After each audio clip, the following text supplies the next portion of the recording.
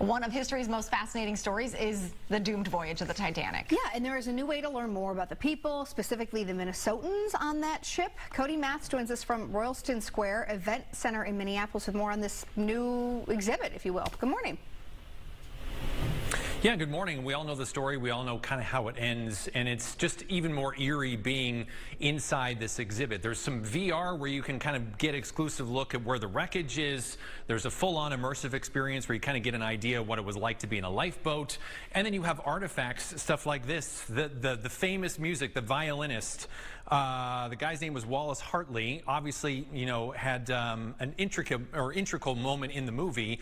But he actually was found with his violin. And so they have some of these artifacts here in this exhibit as it is. And then we're kind of surrounded by a lot of the headlines from back in the day. And Siraj, I'm just going to have you turn around.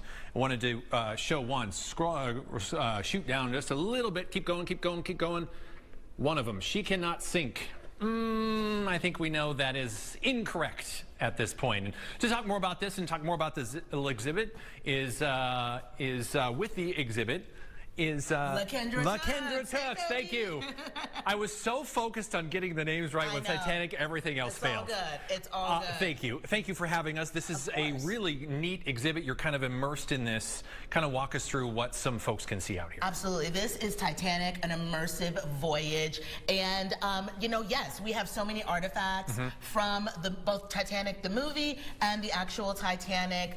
Lots of headlines, so many things here. And I know with you, Cody, I wanted to talk to you about how the weather played a role in this seemingly unsinkable ship. Yes, so obviously it hit an iceberg. Icebergs are not, or are known in the North Atlantic, but that year specifically, and the conditions were just right for them to actually hit one. Yes, it was actually the perfect storm, was actually a really calm night, a moonless night. And the water was really still, really calm.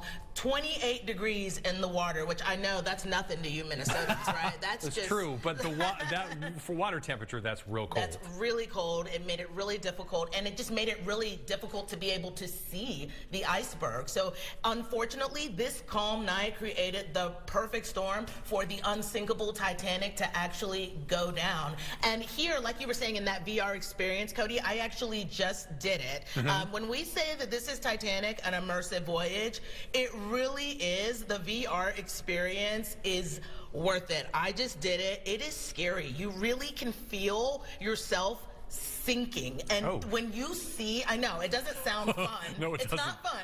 But it is, it really humanizes it. And it's like, wow, this is really scary. Just even being in the VR, I was screaming. I'm woman enough to admit I got scared. And it's really, you know, when you just see how deep this thing sunk down, it really depicts it within that VR experience. Highly recommend doing the VR. Yeah, and obviously it's several miles beneath the ocean. It will continue to kind of decompose.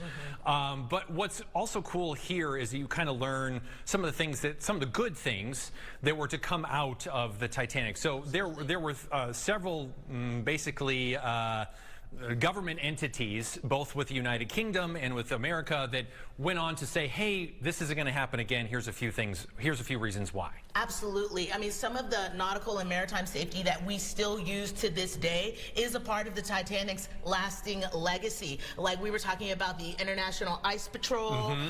There are several organizations just like that, even just lifeboats. Back in those days, they didn't know any better. You know, they didn't have enough lifeboats. Now, just even making sure that a boat has enough lifeboats for everyone on board is a part of the Titanic's lasting legacy. Having 24-hour radio now is a part of the Titanic's lasting legacy. And that's why here at this immersive voyage, we really do want to show you everything, you know, from, you know, the beautiful dining room, the beautiful staircase, all of these incredible artifacts.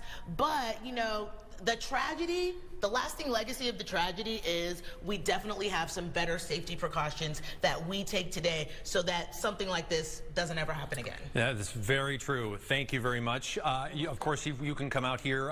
You're basically here through the holidays. Yes. So you got a ways to go to get here and just kind of put minds at ease. There was a really wonderful tribute to those that survived and those that perished in the sinking itself. And interesting to note also, what I didn't realize, there's an organization that actually goes out to the spot, the last known position of the Titanic, every year for the last 112 years, and places a bunch of wreaths on the ocean surface to kind of commend what has come from that and what we have learned from that. Of course, you can find more information. What's the website? Expo-Titanic.com. There you go.